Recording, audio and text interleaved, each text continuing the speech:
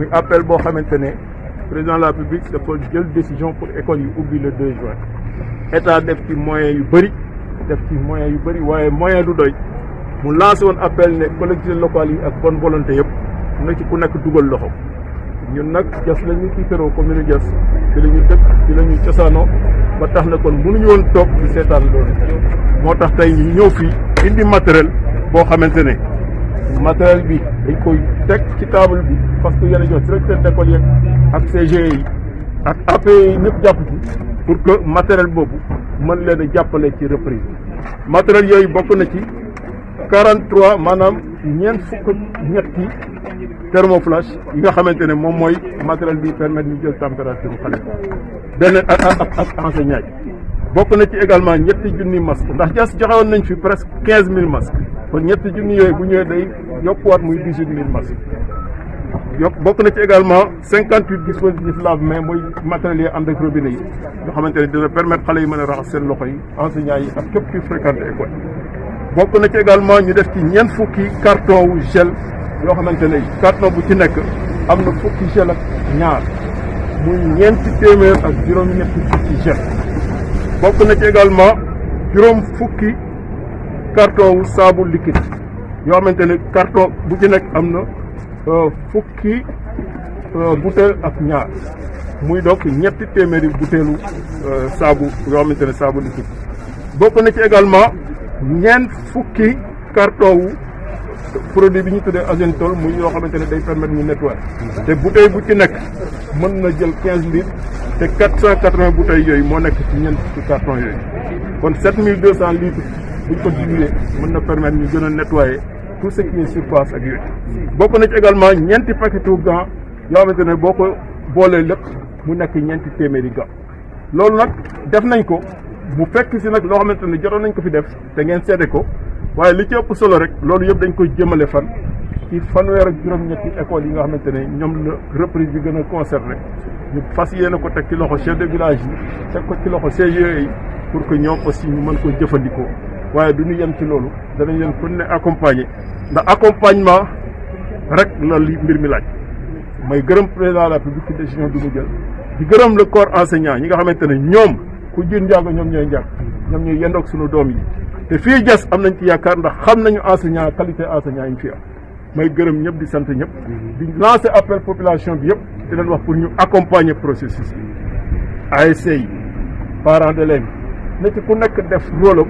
ñu encadrer xale yi ndax loolu mooy tax ba ñu am reprise bu baax reprise boo xamante ne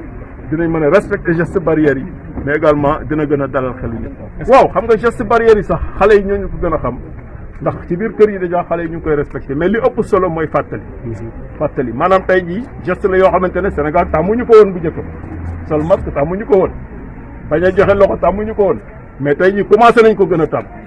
comme commencé nañ ko gën a tàmm nag dañ ko war a saxal ba feebar bi jógee te saxal boobu nag ci ay fàttali rek lay wéer donc damay lancer appel parents d'élèves yi